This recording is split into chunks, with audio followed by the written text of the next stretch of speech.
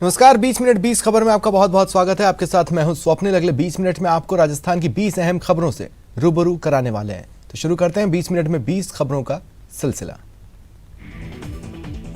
राजधानी जयपुर के ट्रांसपोर्ट नगर थाना इलाके के बाल सुधार गृह में एक युवक के सिर पर वार कर हत्या करने का सनसनीखेज मामला सामने आया है।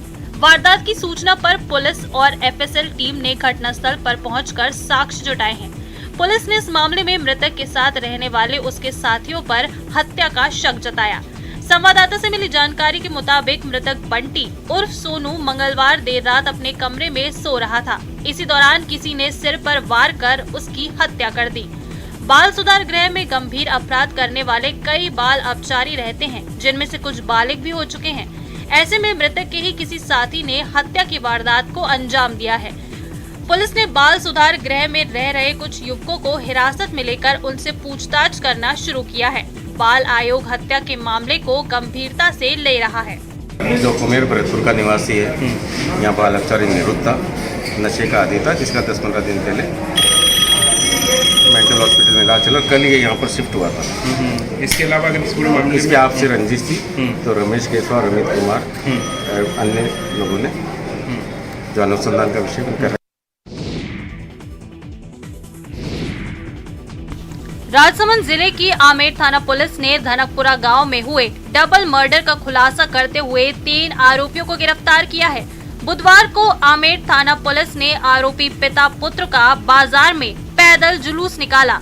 चारभुजा कुंभलगढ़ पुलिस उप अधीक्षक नरेश शर्मा ने बताया कि धनकपुरा निवासी अमर सिंह का अपने भाई भगवान सिंह से जमीन विवाद चल रहा था। इसी विवाद में अमर सिंह ने अपनी पत्नी प्रेम कुंवर और बेटा राहुल सिंह के साथ मिलकर अपने भाई भगवान सिंह और भाभी सिमरन पर ईंट और पत्थरों से हमला कर दिया।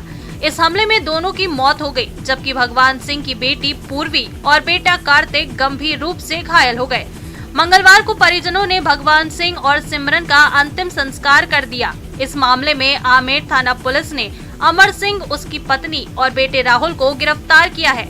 बुधवार को पुलिस ने तीनों आरोपियों को कोर्ट में पेश किया। पेशी के लिए पुलिस आरोपी पिता पुत्र को थाने से पैदल ही कोर्ट लेकर पहुंची, जहां न्यायिक मजिस्ट्रेट ने तीनों आरोपियों को 3 दिन की पुलिस रिमांड में भेज दिया। राजसमंद जिले के टाकड़ी की भागल गांव के चारागाह में मंगलवार दोपहर मिले व्यापारी के शव की शिनाख्त हो गई है। मृतक कपड़ा व्यापारी गोपाल सिंह दिलाना पंचायत का निवासी था। अब मृतक के परिजनों ने गोपाल सिंह की हत्या का आरोप लगाते हुए पुलिस में रिपोर्ट दर्ज कराई है। आमेर थाना अधिकारी बुधराम बिश्नोई ने बताया कि मंगलवार दोपहर चारागाह में एक व्यक्ति का शव मिलने की सूचना मिली थी, जिस पर मौके पर पहुंची पुलिस ने शव अस्पताल की मॉर्चरी में रखवा दिया। इसकी शिनाख्त कपड़ा व्यापारी गोपाल सिंह के रूप में हुई। पोस्टमार्टम के बाद शव परिजनों को सौंप दिया गया। परिजनों ने बताया कि गोपाल सिंह रोज की तरह अपने भाई के साथ आमेट स्थित कपड़े की दुकान पर गया था, लेकिन 12 बजे बाद उसका शव पेड़ पर लटका मिला। उन्होंने प्रताप सिंह नाम के युवक पर हत्या की आशंका जताते हुए पुलिस में रिपोर्ट दर्ज कराई है। पुलिस मामले की जांच कर रही है। उसको पूछताछ के कबला की हाँ रात है, गाड़ा हुआ, कहाँ गाड़ा हुआ है, चलिए बताते हैं। तब फिर पुलिस उनके यहाँ गया, तब वो अपना आंगन में बताया, तो जलावन के तर में वो गाड़ करके ऊपर जलावन चौंक दिया था। नागौर के जयपाल हत्याकांड को लेकर गतिरोध खत्म हो गया। मामले में नावा विधायक महेंद्र चौधरी के भाई सहित 5 आरोपियों की गिरफ्तारी के बाद जहां हनुमान बेनीवाल ने जयपुर कूच का कार्यक्रम टाल दिया, वहीं बीजेपी नेता हरीश कुमावत ने भी अपना अनशन खत्म कर दिया। पोस्टमार्टम के दौरान पूर्व सांसद सीआर चौधरी सहित बीजेपी के नेता मोर्चरी के बाहर मौजूद रहे। आपके जनप्रतिनिधियों से, यहाँ की जनता से इस कांड को खोलने के लिए सहयोग चाहा था, मुझे पूर्ण सहयोग मिला। मैं बहुत बहुत आभारी हूँ। और इसमें हमने 5 मुलजिम आज गिरफ्तार किए हैं। गौरतलब है कि नागौर की नावा सिटी में नमक कारोबारी जयपाल पुनिया की शनिवार को दिन दहाड़े गोली मारकर हत्या कर दी गई थी। उसके बाद से अभी तक उसका शव मोर्चरी में रखा हुआ था। जयपाल के परिजन और उसके समर्थक अपनी मांगों को लेकर अड़े हुए थे। जयपाल की हत्या के बाद उसकी पत्नी ने नावा विधायक और राजस्थान सरकार के मुख्य उप सचेतक महेंद्र चौधरी समेत 8 लोगों के खिलाफ हत्या का षड्यंत्र रचने और हत्या का आरोप लगाते हुए मामला दर्ज करा रखा है। झुंझुनू में एसीबी की टीम ने एचईडी के एक अधिशासी अभियंता और उसकी पत्नी को 60,000 रुपए की रिश्वतखोरी के मामले में गिरफ्तार किया। ब्यूरो के जारी बयान के अनुसार परिवादी ने शिकायत दी थी कि उसके करवाए गए विभिन्न कार्यों के 5,54,000 रुपए के बकाया बिलों के भुगतान के एवज में रिश्वत मांगी जा रही है। शिकायत के मुताबिक आरोपी अधिशासी अभियंता राम सिंह 70,000 रुपए की रिश्वत मांगकर फरियादी को परेशान कर रहा था। ब्यूरो की टीम ने शिकायत का सत्यापन कर बुधवार को आरोपी राम सिंह को उसके निवास पर परिवादी से 60,000 रुपए की रिश्वत लेते रंगे हाथों गिरफ्तार कर लिया। बयान के अनुसार एसीबी टीम के पहुंचने पर आरोपी के कहने पर उसकी पत्नी इंदिरा ने कथित रिश्वत राशि को चारपाई के नीचे फेंक दिया, लेकिन टीम ने वहां से रिश्वत राशि बरामद कर ली। बयान के अनुसार इस प्रकरण में इंदिरा को भी गिरफ्तार किया गया है। आरोपी के ठिकानों की तलाशी ली जा रही है। सत्यापन में एक्सचेंज साहब ने 70,000 रुपए मांगे और 60,000 रुपए में तय हुई। आज इसी मांग के अनुसरण में राम सिंह जी एक्सचेंज साहब ने घर पे 60,000 रुपए प्राप्त किए। राम सिंह जी को 60,000 रुपए के साथ गिरफ्तार किए। झुंझुनू के नवलगढ़ में एक व्यक्ति ने महिला एसडीएम के साथ न केवल बदसलूकी की है, बल्कि उसका हाथ पकड़कर शादी करने का ऑफर तक दे डाला। इसके लिए आरोपी बाड़मेर से झुंझुनू आया और ये दुस्साहस किया। पुलिस ने आरोपी को गिरफ्तार कर लिया है। नवलगढ़ डीएसपी सतपाल सिंह ने बताया कि नवलगढ़ एसडीएम सुमन सोनल ने एफआईआर दर्ज करवाई थी कि एक अनजान व्यक्ति उन्हें 10 मई से अश्लील मैसेज, रोमांटिक गाने व्हाट्सएप पर भेज रहा है। उन्होंने इस मैसेज को इग्नोर किया, लेकिन 12 मई को वही व्यक्ति उनके कार्यालय में आ गया और उनका हाथ पकड़कर उनके साथ अभद्रता की। बताया जा रहा है कि इस आरोपी ने एसडीएम को शादी का ऑफर दिया, जिसकी शिकायत एसडीएम ने पुलिस को दी, जिस पर पुलिस ने बाड़मेर के शिव तहसील के गांव भवरीसर निवासी 42 साल के तमाची खान को गिरफ्तार कर लिया है। पुलिस ने बुधवार को आरोपी को SC/ST न्यायालय में पेश किया, जहां से उसे 2 दिन की पुलिस रिमांड पर भेज दिया गया। लगातार अश्लील मैसेज, वॉइस कॉल वगैरह भेज रहा था, उस पर उनके द्वारा प्रकरण पंजीकृत करवाया गया था, जिस पर उस तमाची खां को पुलिस द्वारा बाद अनुसंधान गिरफ्तार किया गया। बाबा रामदेव के दर्शन के लिए रामदेवरा जाने निकले श्रद्धालु हादसे का शिकार होकर अस्पताल पहुंच गए, लेकिन उनमें से एक की किस्मत इतनी अच्छी नहीं थी। तस्वीरें पोखरण की हैं। भड़ियाना थाना क्षेत्र में श्रद्धालुओं से भरी बोलेरो पलटने से एक की मौत हो गई और 5 सवार गंभीर रूप से घायल हो गए। पुलिस से मिली जानकारी के अनुसार जालोर जिले के निवासी बोलेरो में सवार होकर बाबा रामदेव समाधि के दर्शन करने रामदेवरा जा रहे थे कि अचानक दांतल फांटे के पास बेकाबू बोलेरो पलट गई। हादसे की सूचना मिलते ही 108 एम्बुलेंस की सहायता से घायलों को भड़ियाना अस्पताल पहुंचाया गया, जहां घायलों का इलाज जारी है। हादसे में एक यात्री की दर्दनाक मौत हो गई, वहीं 5 सवार घायल हो गए। SHO खेताराम गोदारा ने घायलों के बयान लेकर जांच शुरू कर दी है। गंभीर रूप से घायलों को प्राथमिक उपचार के बाद जोधपुर रेफर कर दिया गया।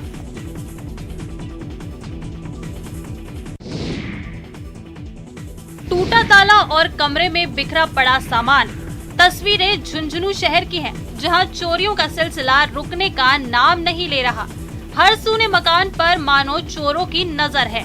कोई 2-4 दिनों के लिए मकान बंद करके जाए या फिर महीने या 2 महीने के लिए चोर सूने मकानों में वारदात कर जाते हैं। ताजा मामला झुंझुनू शहर के आदर्श नगर का है, जहां चोरों ने महाराष्ट्र गए एक व्यक्ति के सूने मकान को निशाना बनाया। महाराष्ट्र के व्यक्ति के पड़ोस में रहने वाली उसकी रिश्तेदार रानी ने बताया कि संजय मराठा महाराष्ट्र अपने रिश्तेदार की शादी में गए हुए थे, तभी पीछे से बंद मकान में चोरों ने वारदात को अंजाम दे दिया। मकान मालिक जब आएंगे तब पता चलेगा कितना माल गया है। पुलिस ने मौका मुआयना किया है। वहीं लगातार चोरियों से न केवल शहर वासियों की बल्कि पुलिस की भी नींद उड़ गई है।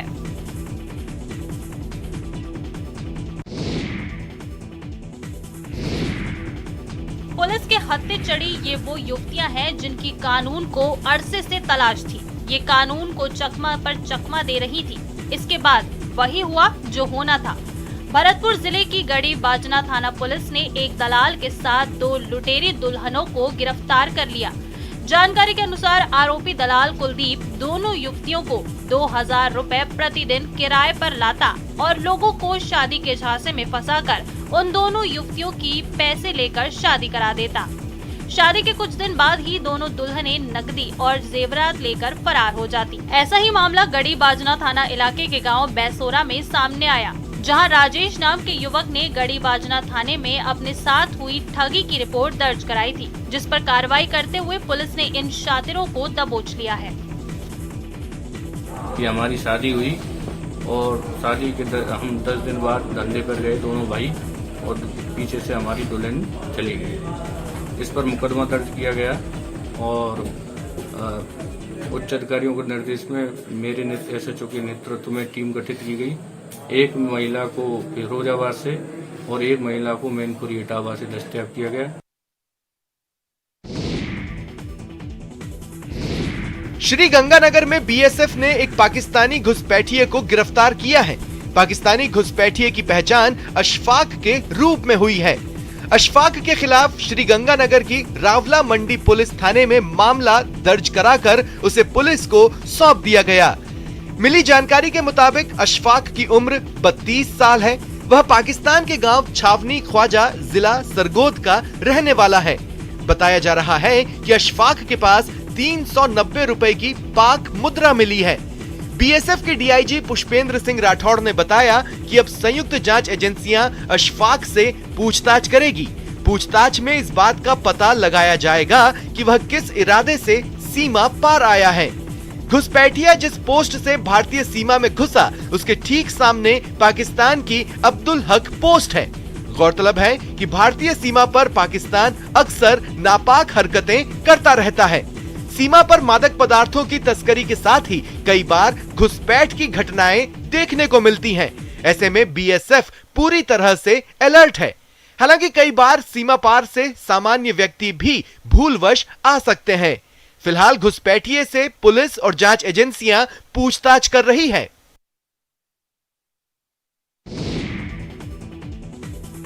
बचपन बचाओ अभियान के तहत चाइल्ड हेल्पलाइन और मानव तस्कर विरोधी यूनिट के संयुक्त तत्वावधान में बाल श्रम के खिलाफ धौलपुर के बाड़ी में कार्रवाई की गई। टीम ने संयुक्त कार्रवाई कर 7 बच्चों को बाल श्रम से मुक्त करवाया। चाइल्ड हेल्पलाइन की जिला समन्वयक रीना त्यागी ने बताया कि बाड़ी कस्बे में अभियान चलाया गया है, जिसके तहत विभिन्न दुकानों पर काम कर रहे 7 बच्चों को मुक्त कराया गया। टीम ने बताया कि मुक्त करवाए गए बच्चों को बाल कल्याण समिति के समक्ष पेश किया जाएगा। इसके बाद समिति के पदाधिकारी नियमानुसार आगे की कार्रवाई करेंगे। बाड़ी कस्बे में बाल श्रम की कार्रवाई को लेकर दुकानदारों में हड़कंप मचा रहा। कार्रवाई की सूचना मिलते ही अधिकांश दुकानदारों ने दुकान पर काम करने वाले बच्चों को छुट्टी देकर उन्हें घर भेज दिया। एक बचपन बचाओ अभियान चल रहा है, जिसमें मानव तस्करी से, दिशा फाउंडेशन से और चाइल्ड हेल्पलाइन की पूरी टीम एक रेस्क्यू अभियान कर रही है, जिसमें आज हमने 7 बच्चों को दस्तयाब किया है। डूंगरपुर पंचायत समिति की सुरपुर ग्राम पंचायत में मंगलवार SDM समेत 22 अधिकारियों कर्मचारियों को बंधक बनाने के मामले में डूंगरपुर विधायक और प्रदेश युवा कांग्रेस अध्यक्ष गणेश घोघरा समेत 60 लोगों के खिलाफ सदर थाने में केस दर्ज कराया गया है। पुलिस के मुताबिक मंगलवार सुरपुर ग्राम पंचायत में प्रशासन गाँव के संग अभियान का फॉलो अप शिविर था। शिविर में कुछ लोग हाथों हाथ कृषि भूमि आवंटन और पट्टों की मांग कर रहे थे, जबकि SDM मणिलाल तीरगर ने आवंटन प्रक्रिया पूरी करने के बाद पट्टों पर हस्ताक्षर करने की बात कही थी। इधर ग्रामीणों की सूचना पर डूंगरपुर विधायक गणेश घोघरा भी सुरपुर पहुंचे और हाथों हाथ पट्टे जारी करने की मांग रखी, लेकिन SDM ने साफ मना कर दिया। इसके बाद आक्रोशित मुक्त करवाया।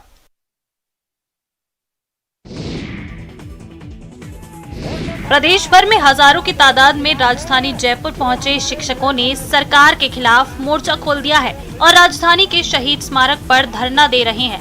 शिक्षकों ने तबादले की एक सूत्रीय मांग को लेकर सरकार के खिलाफ धरना स्थल पर जमकर नारेबाजी की। धरना दे रहे तृतीय श्रेणी शिक्षकों ने सरकार पर तबादलों में भेदभाव का आरोप लगाया। तृतीय श्रेणी तबादलों को लेकर के आवेदन ले लिए गए, लेकिन सरकार ने तबादला सूचियां जारी नहीं की। सरकार को लेकर के नाराज जो तमाम शिक्षक हैं पूरे राज्य भर के आज आपको नजर आ रहे हैं राजधानी जयपुर में।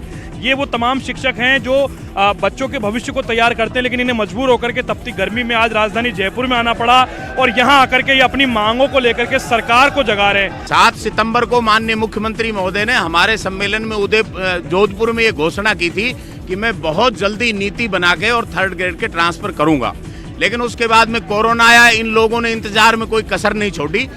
सरकार का कार्यकाल लगभग 3.25 साल होने जा रहा है।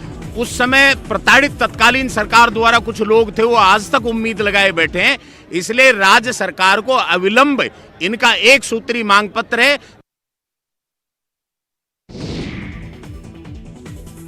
बारां जिले के नकदी फसल लहसुन को किसानों ने बड़े अरमानों के साथ बोया था। मंडी आते आते लहसुन की फसल किसानों को कर्जदार बना रही है। हालात यह है कि मंडी में लाटरी लहसुन 2 रुपए किलो तक बिक गया। ऐसे में कुछ किसान लहसुन को फेंक कर जाने लगे। सरकार से मांग के बावजूद अभी तक समर्थन मूल्य पर खरीद शुरू नहीं हो सकी है। जिले में लहसुन की फसल किसानों के अरमानों पर पानी फेर रही है। लागत निकलना तो दूर, किसान कर्जदार हो रहे हैं। किसान मतलब आत्महत्या के कगार में बैठा है। किसान उसको मतलब बोने के जो उसका खाद और बीज और जमीन की जो जुताई है वो, उसके अलावा उसको किसान को तो मतलब जो अभी कटाई जो मजदूरों ने कटाई और या बेचने आ रहा है वो किराया भी नहीं निकल रहा किसान का। तो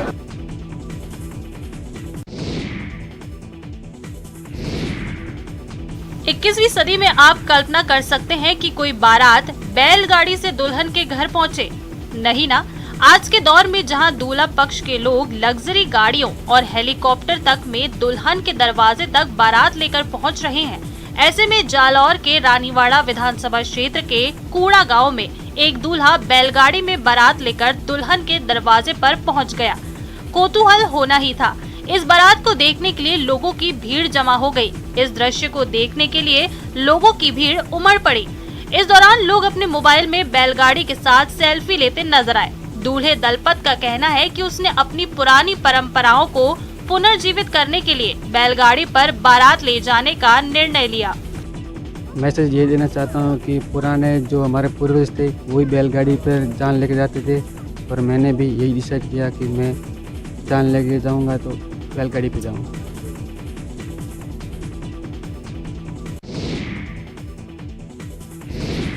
कला और संघर्ष साथ साथ चलते हैं। आप रंगना चाहें तो कागज से कहीं आगे बढ़ जाते हैं और पूरी दुनिया आपका कैनवस बन जाती है। तस्वीरें सरहदी बाड़मेर की है। यहाँ के पीजी कॉलेज की हर दीवार कैनवस बनी हुई है और यहाँ पढ़ने वाले युवा संस्कृति और परंपरा के संरक्षक बने हुए हैं। बाड़मेर के इस कॉलेज की हर दीवार पर प्राचीन और परंपरागत मांडने उकेरे जा रहे हैं। मांडने जो कभी राजस्थान के हर घर का हिस्सा हुआ करते थे और 7 समंदर पार के विदेशियों को भी खूब लुभाते हैं। लुप्त हो रही इस कला को एनसीसी अधिकारी कैप्टन आदर्श किशोर ने अनूठे तरीके से वापस जिंदा कर दिया है। एनसीसी कैडेट्स भी दीवारों पर बड़े चाव से परंपरा का संरक्षण करते नजर आ रहे हैं।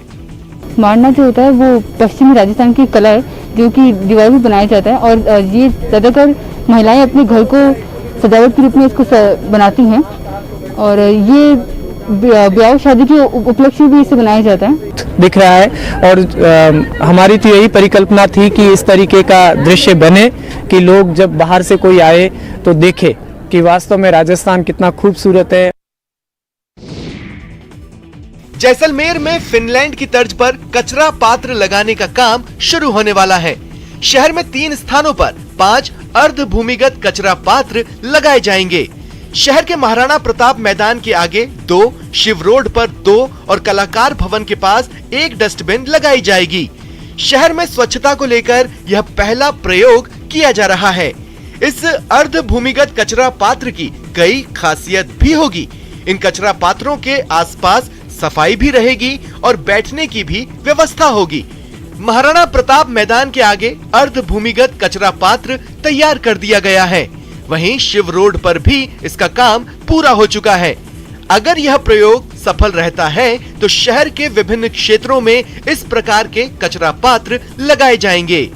एक कचरा पात्र पर 9,04,000 रुपए खर्च होगा।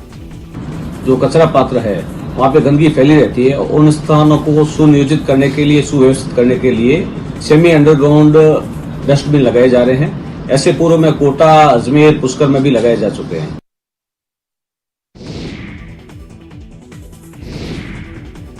संग्रहालय सांस्कृतिक आदान प्रदान, संस्कृतियों के संवर्धन और आपसी समझ, सहयोग और लोगों के बीच शांति के विकास का एक महत्वपूर्ण साधन है।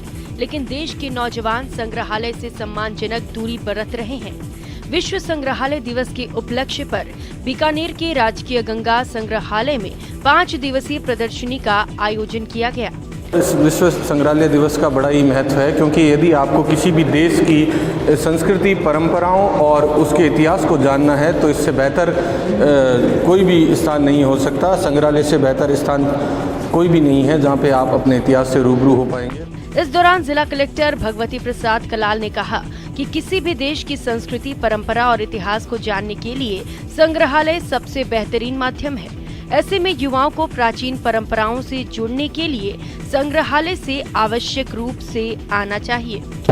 नागरिकों के बीच में ये संदेश प्रसारित करने का कार्य किया जाता है कि जो अपनी इतिहास, कला, संस्कृति है और उस संबंध में जो भी अब तक प्रगति हुई है, इस बीच में यात्रा सोपान के साथ साथ जो आर्टिफैक्ट्स रहे हैं उनके माध्यम से फिर उस युग का एक बार विजिट कर पाए, ये उद्देश्य रहता है।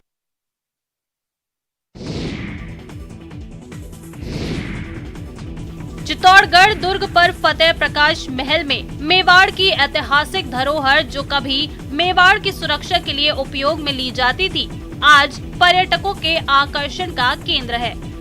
इनमें भाले, तलवारें, बंदूक, कवच लोगों के देखने के लिए रखे गए हैं। बड़ी संख्या में पर्यटक इस संग्रहालय को देखने और गौरव की अनुभूति के लिए यहाँ पहुँचते हैं। लेकिन 18 मई को मनाए जाने वाले विश्व संग्रहालय दिवस पर यहाँ का नजारा देखने वाला था। यहाँ शहनाई वादन के साथ पर्यटकों का स्वागत किया गया और तो और उन्हें निःशुल्क प्रवेश दिया गया। यहाँ भीषण गर्मी को देखकर पक्षियों के लिए परिंदे बांधे गए। इन परिंदों को दुर्ग के अलग अलग मॉन्यूमेंट्स के चित्रों से सजाया गया। हमारे राजकीय संग्रहालय है, उनमें विविध कार्यक्रम रखे गए। इसी कड़ी में हमारे उदयपुर वृत्त के अंतर्गत जो हमारे 4 संग्रहालय हैं, इसमें सबसे महत्वपूर्ण संग्रहालय राजकीय संग्रहालय चित्तौड़ है। इसमें विविध कार्यक्रम आज यहाँ पर रखे गए हैं।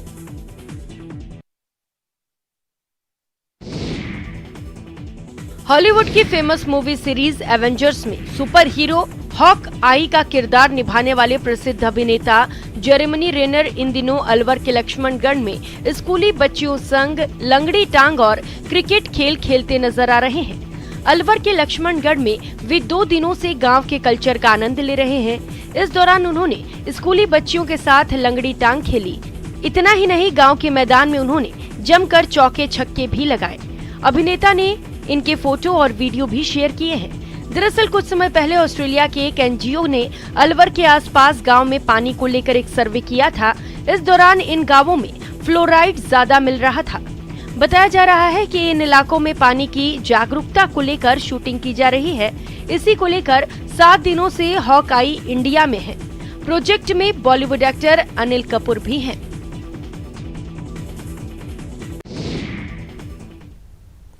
फिलहाल इतना ही, नमस्कार।